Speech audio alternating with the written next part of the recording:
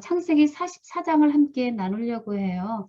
창세기 44장 여러분들이 읽으면서 어떤 마음, 어떤 감동을 받으셨나요? 참 아름다운 말씀인데 정말 마음이 뭉클하고요. 네. 아름다운 감동을 느끼셨을 거라 봅니다. 네. 왜 그럴까요? 왜 그렇게 우리에게 아름다운 감동을 줄까요? 제 생각에는 이렇게 큰 시험에서 진정한 사랑으로 아름답게 승리한 것을 보았기 때문에 우리에게 그렇게 아름다운 감동을 준다고 생각합니다. 그래서 오늘 이 시간 성령께서 우리와 함께 하셔서 이 말씀을 올바로 이해하고 그로 인한 하나님의 우리 은혜가 우리 마음 가운데 충만하게 임해 주시기를 간절히 바랍니다. 예, 오늘 창세기 44장 내용은요. 일단 줄거리를 말씀드리면 요셉에 의해서 시험받고 있는 유다와 그 형제들의 모습이 보여요. 그러나 유다의 자기 희생적인 사랑으로 말미암아서 결국 그 형제들이 그 시험에서 아름다운 합격으로 판정나는 너무나 극적이고 아름다운 장면이죠. 그래서 이로 말미암아 결국 유다는 넷째 아들이지만 장자권의 축복을 받는 계기가 되는 아주 중요한 사건입니다. 그래서 오늘 함께 이 말씀 속에서 우리가 묵상해보고자 하는 점은요. 세 가지가 있는데 왜 요셉은 그 형제들을 시험해야 했는가? 그것 한번 알아보고요. 그리고 유다가 어떻게 이런 아름다운 품성을 갖도록 변화되었는가? 자기 희생의 사랑으로 예수님을 예표하는 유다로 변하게 된 동기와 과정을 알아보고자 합니다. 참 우리에게 너무나 중요한 공과라 생각합니다. 그리고 마지막으로 우리가 당하는 시험에 주신 말씀들을 오늘 함께 묵상하면서 감사하는 귀한 시간 되길 간절히 바랍니다. 우리도 넉넉히 시험에서 이길 수 있겠지요. 네, 저는 그렇게 믿습니다. 네, 여러분들도 아멘 하실 줄 믿습니다. 그러면 오늘 말씀으로 한번 들어가 봅니다. 창세기 44장이에요.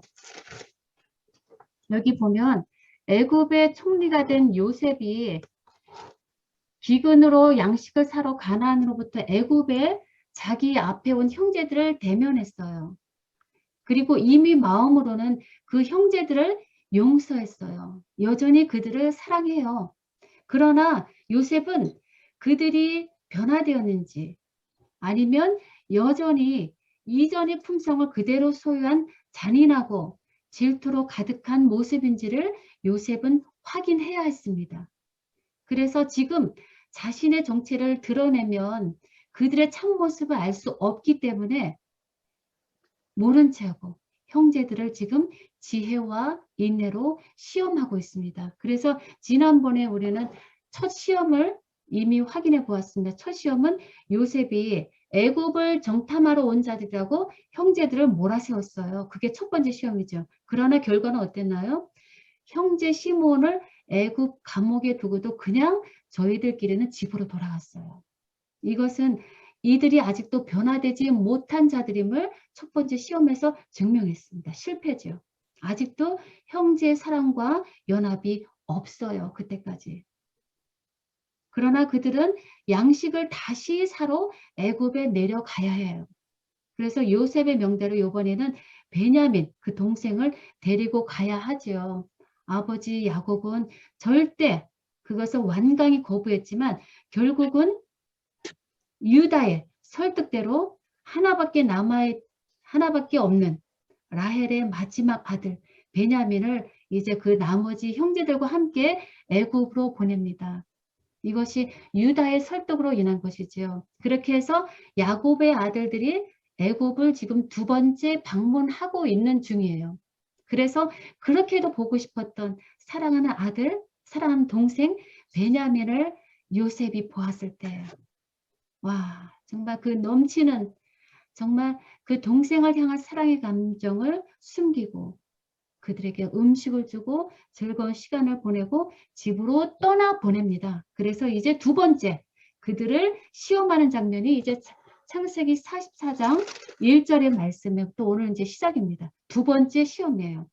여기 보면 야곱의 10아들이 애굽 총리인 동생 요셉에 의해서 두 번째 시험 받는 장면, 각인의 자루에 각인의 돈을 그 자루에 다시 넣고, 특별히 베냐민의 자루에는 요셉의 은잔을 몰래 집어넣었지요. 그리고 그들을 집으로 출발하게 합니다.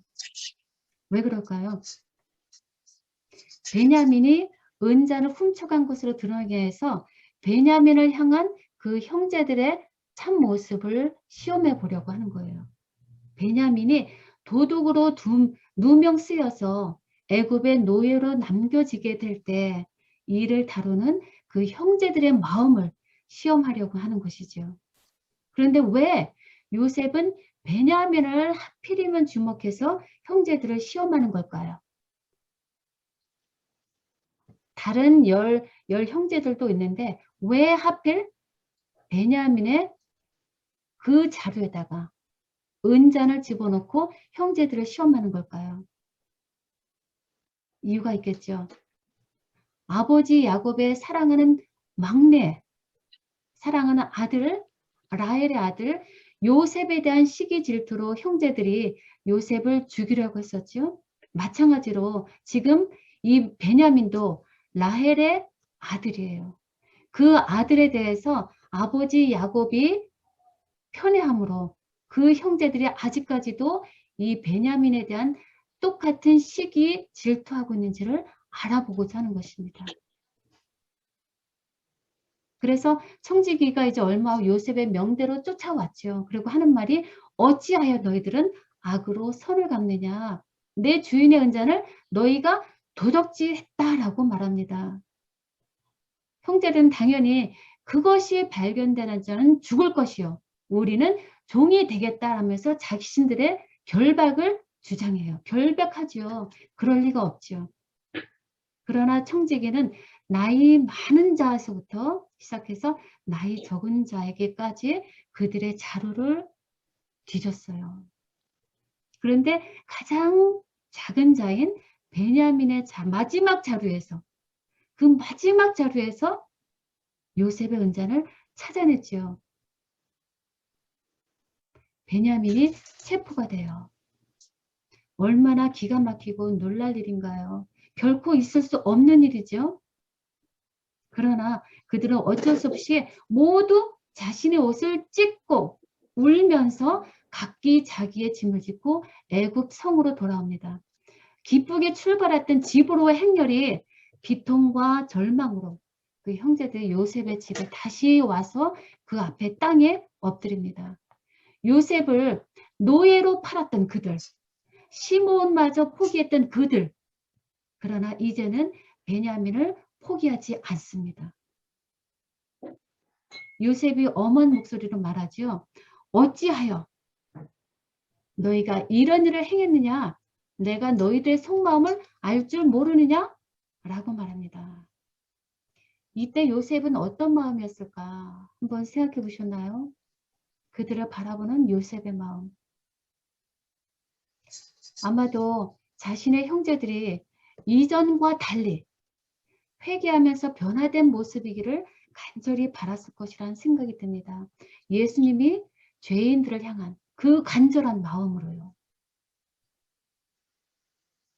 그때 이제 대표로 나서서 이 일을 해결하는 자가 나오죠. 바로 유다입니다.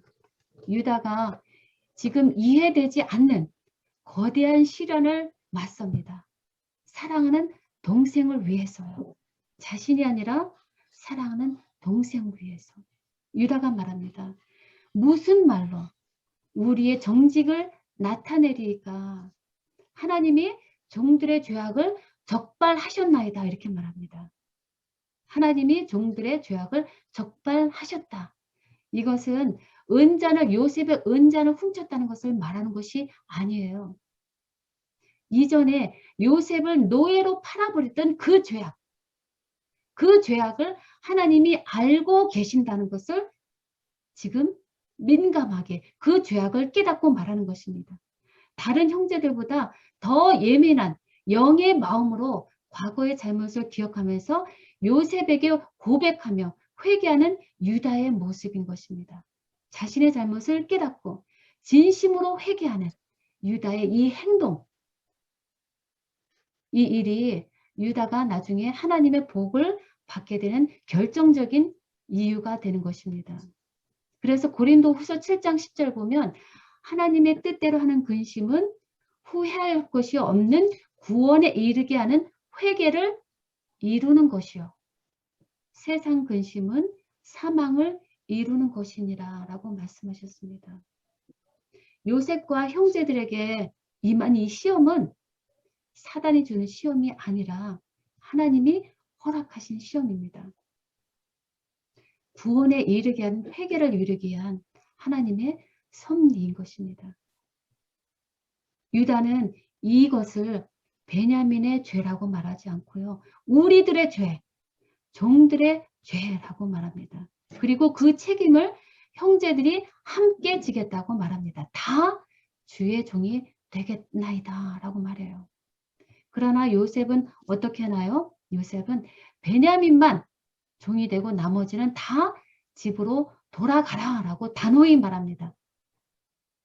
이것은 좋은 소식일까요? 그들에게 한 번에 더 강한 시험이 되는 것입니다.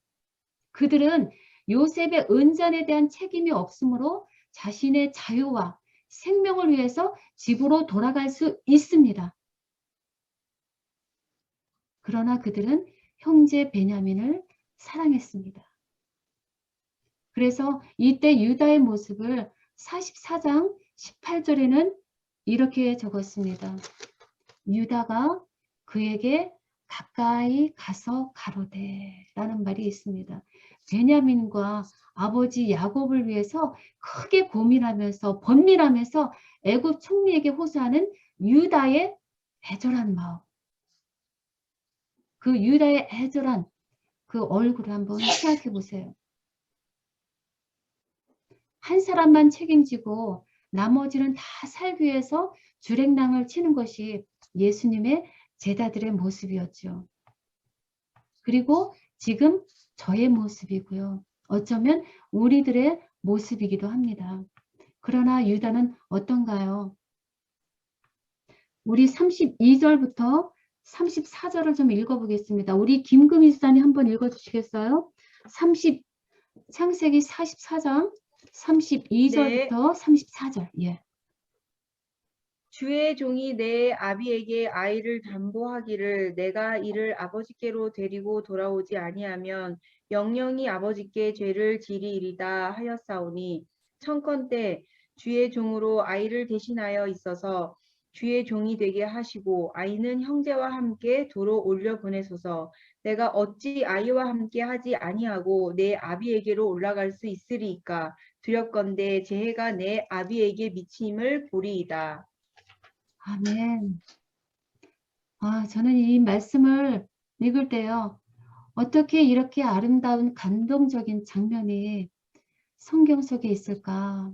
정말 너무나 감사했고요. 이 말씀을 읽을 때마다 제 마음은 참 정말 너무나 뭉클한 감동이 와요. 이럴 수가, 나 같은 죄인이 이런 말을 할 수 있다니. 참으로 놀랍고 감사합니다. 유다가 지금 동생 베냐민을 위해서 자신을 희생해서 담보물이 되겠다고 지금 자원해서 간절히 사정하고 있어요. 집으로 돌아가도 되는 사정인데 자신을 희생해서 죽겠다고 간청하고 있습니다. 자기 아버지를 기쁘게 하기 위해서 그 아이 대신 나를 종으로 삼고 아이를 도로 올려 보내주옵소서라고 유다가 탄원하고 있어요. 그 간절함으로 그의 사랑의 진실함을 지금 증명하고 있어요. 어떤가요? 요셉을 팔아넘길 때와는 완전히 달라진 형제들의 모습이죠. 그들이 변한 것입니다. 형제의 아픔을 자신의 아픔으로 여길 줄 알고요. 자신의 생명으로 대신해서 형제의 생명을 살리는 자가 되었습니다. 유다는 그의 아우에 대한 보증인이 되고, 만일 그가 베냐민을 아버지께로 다시 데리고 오지 못한다면 영영이 그 책임을 자신이 지겠다고 아버지에게 약속한 그대로 지금 실행하고 있어요. 유다의 이 말은 정말 가슴 시릴 만큼 너무나 아름다운 이타적인 사랑을 소유한 유다의 변화된 모습을 보여줍니다. 그 아이 대신 나를 종으로 삼고 아이를 풀어 주옵소서.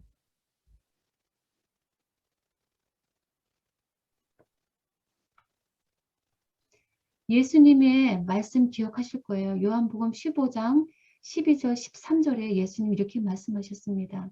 내 계명은 내가 너희를 사랑한 것 같이 너희도 서로 사랑하라 하는 것이니, 사람이 친구를 위하여 자기 목숨을 버리면 이에서 더 큰 사랑이 없나니 라고 하시는 예수님의 말씀이요. 친구를 위해서 자기 목숨을 버리는 것, 이것이 가장 큰 사랑이라는 것이지요. 정노의 계단 10장에는 이런 말씀을 기록해 놓았어요. 하나님께서는 아름다운 것들을 사랑하시지만 무엇보다도 아름다운 성품을 가장 사랑하신다. 무엇보다도 아름다운 성품을 가장 사랑하신다. 그렇게 말씀하셨습니다. 하나님이 가장 사랑하시는 아름다운 성품이 무엇인가요? 바로 예수님의 성품, 자기 희생과 이기심 없는 사랑이 아닌가요? 유다가 죄를 솔직히 고백하고 아버지를 염려하고 자신을 희생하겠다고는 이 탄원은 참 회개의 열매인 것입니다. 참된 회개 없이는 불가능한 행동이지요. 회개는 슬퍼하고 뉘우치는 것뿐만이 아니라 더 나아가서 행동으로 나타내야 하는 것입니다. 다시 말해서 회개에 합당한 열매가 있어야 하는 것입니다. 그의 행동은, 그 유다의 행동은 참으로 의로운 것이었습니다. 그래서 유다가 베냐민을 살리기 위해서 요셉에게 한 이 탄원,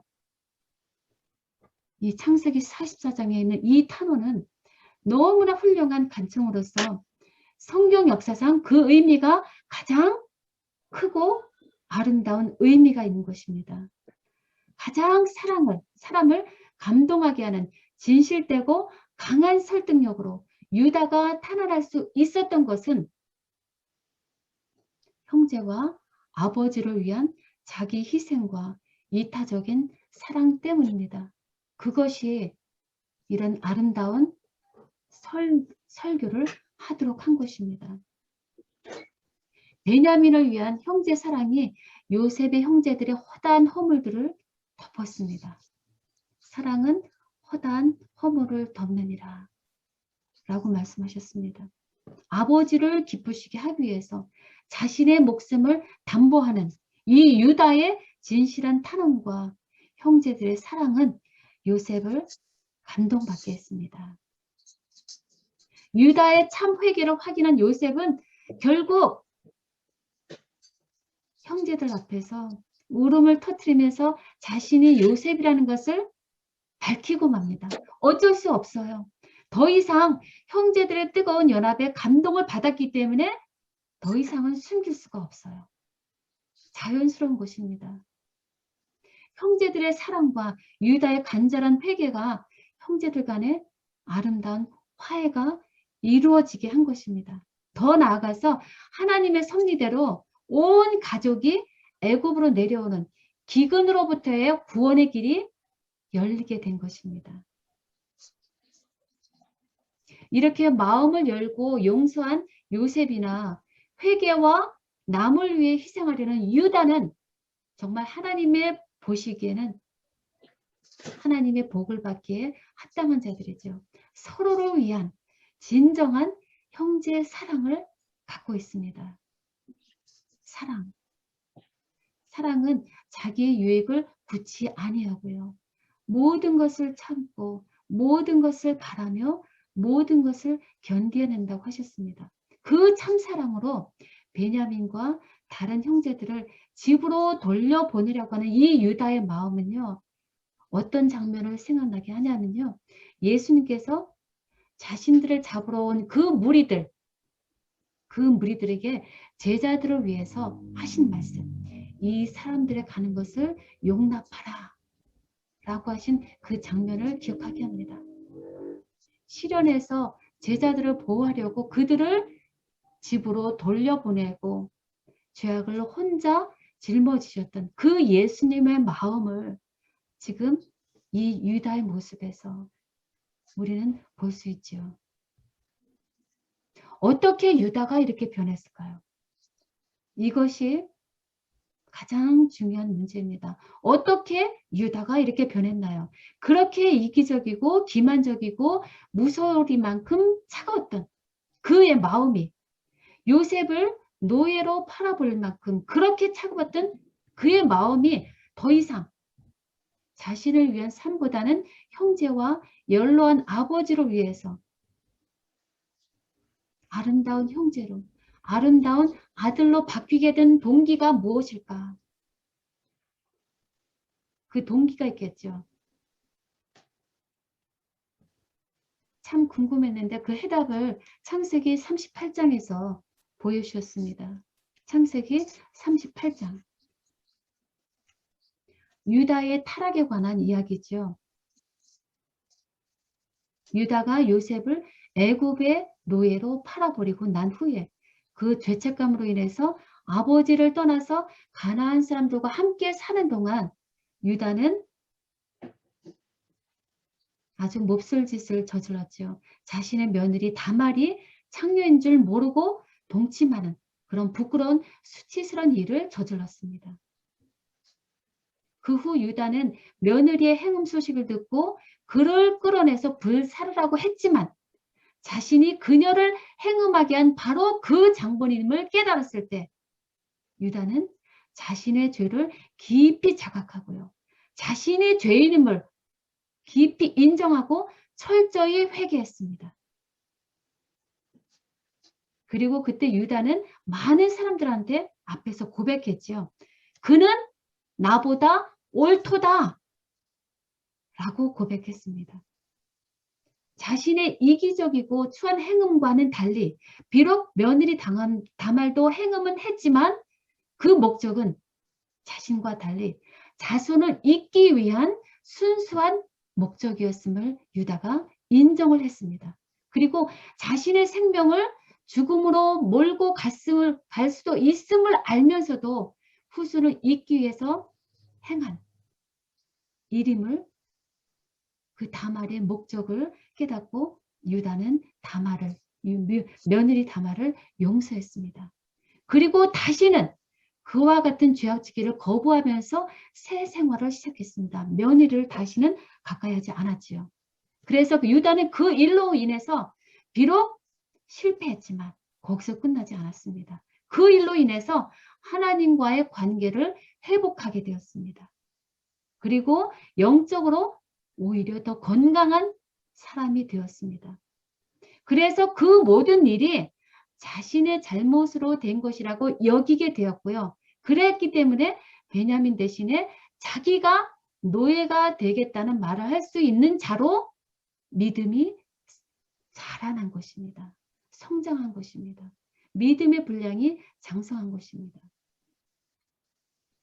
여기 우리는 야고보서 1장에서 우리의 당할 시험을 위해 주신 귀한 말씀을 읽어보고 싶습니다. 야고보서 1장 2절 어느 분이 좀 찾아서 읽어주시겠습니까?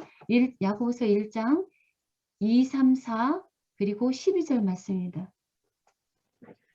하나님과 주 예수 그리스도의 종 야고보는 흩어져 있는 12지파에게 문안하노라. 내 형제들아, 너희가 여러 가지 시험을 만나거든 온전히 기쁘게 여기라. 이는 너희 믿음의 시련이 인내를 만들어내는 줄 너희가 알미라. 인내를 온전히 이루라. 이는 너희로 온전하고 고위하여 조금도 부족함이 없게 하려 함이라. 너희 중에 누구든지 지혜가 부족하거든 모든 사람에게 후히 주시고 꾸짖지 아니하시는 하나님께 구하라. 그리하면 주시리라. 오직 믿음으로 구하고 조금도 의심하지 말라. 의심하는 자는 마치 바람에 밀려 요동하는 바닷물결 같으니 이런 사람은 무엇이든 죽게 얻기를 생각하지 말라. 네, 두 마음으로 12절입니다. 예, 12절이요. 예. 시험을 참는 자는 복이 있도다. 이것이 옳다 인정하심을 받은 후에 주께서 자기를 사랑하는 자들에게 약속하신 생명의 면류관을 얻을 것입니다. 아멘. 아멘. 네, 감사합니다. 예. 여기 유다를 한번 대입해 보세요. 유다는 시험을 당했습니다. 그러나 실패로 끝나지 않고 계속 인내로 참고 견뎌냈습니다. 그런 자에게 어떤 축복이 있다고 하셨죠? 12절에 생명의 면류관을 생명의 면 생명의 면류관을 얻을 것이라고 하는 약속의 말씀이 주어졌습니다. 유다는 그런 시험을 통해서 이제는 점점 자라서 자신을 위해서라기보다 형제와 가족을 위해서 헌신하며 살아옵니다. 그래서 마침내 유다는 야곱으로부터 장자권의 축복을 받게 되고요. 생명의 면류관을 얻는 축복을 받게 되었습니다. 시험을 통해서요. 그래서 죄를 범한 후 즉시 회개하고 결단하고 성화된 이 삶을 살아간 유다를 바라보시는 하나님의 마음은 얼마나 기쁘셨을까 하는 것을 우리가 생각해 볼 수 있습니다. 하나님은 요셉을 통해서요. 이런 시험을 허락하셨습니다. 그리고 이렇게 변화되기까지 하나님은 그를 기다려 주셨습니다. 그리고 때에 맞춰서 변화된 유다를 이 세상에 드러내 주셨습니다. 하나님의 섭리로 시련을 축복이 되게 하셨습니다. 그래서 하나님의 뜻대로 구원에 이르게 하는 회개를 유다를 통해서 우리에게 보여줍니다. 유다는 자신의 형제와 아버지로 해서 자기 목숨을 담보물로 주려 했어요. 그러나 노예가 되진 않았습니다. 죽지는 않았습니다. 그럴지라도 그 당시 유다의 마음은 예수님을 가장 닮은 예표자가 되기에 아주 충분한 인물입니다. 유다의 시험에서 승리는 남을 위한 이타적인 사랑으로 말미암아 승리한 것입니다. 유다의 이 행동은 하나님 아버지를 기쁘시게 해드리기 위해서 세상 사람을 위해서 십자가에 달리신 예수님의 사랑을 우리에게 다시 한번 기억하게 해주십니다. 마태복음 20장 28절에 말씀하셨죠. 인자가 온 것은 섬김을 받으려 함이 아니라 도리어 섬기려 하고 자기 목숨을 많은 사람의 대속물로 주려 함이니라 라고 말씀하셨습니다. 예수님은 이 지상에 사는 동안에 죄악에 쌓여서 정말 죄악에 둘러싸여서 온통 고난과 질고의 삶을 사셨습니다. 끊임없는 시험을 사단으로부터 받으며 사셨습니다. 그렇지만 온전히 하나님 아버지를 의지해서 믿음으로 승리하셨습니다. 예수님은 하늘 아버지의 뜻대로 온전히 순종하셔서 많은 사람을 위한 이타적인 사랑으로 승리하셨습니다. 우리도 시험 당할 때 어떤 삶을 살아야 하는가를 유다를 통해서 깨닫고 승리하는 삶이 되기를 소망합니다. 실물교훈 299페이지에는 다음과 같은 말씀을 기록해 놓았습니다. 잠깐만요. 어느 분이 실물교훈 299페이지에는요. 이런 말씀이 있습니다. 하나님과 동포들에 대한 사랑이 우리의 행동의 동기가 되어야 한다. 하나님은 우리가 얼마나 그리스도의 정신을 품고 있으며 우리의 일이 얼마나 그리스도의 모습을 나타내는지를 주목하신다. 라고 말씀합니다. 예수님은 아버지께서 나를 사랑하신 것 같이 나도 너희를 사랑하였으니 나의 사랑 안에 거하라 라고 말씀하셨습니다.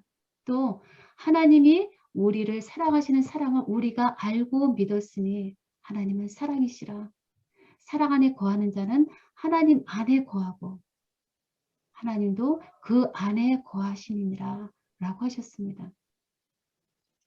오늘 말씀 유다는요 매 순간 예수님과 동행하며 예수님을 닮은 자가 되었다는 것, 이렇게 변화되었다는 것, 이것은 우리에게 얼마나 희망의 메시지인지 모릅니다.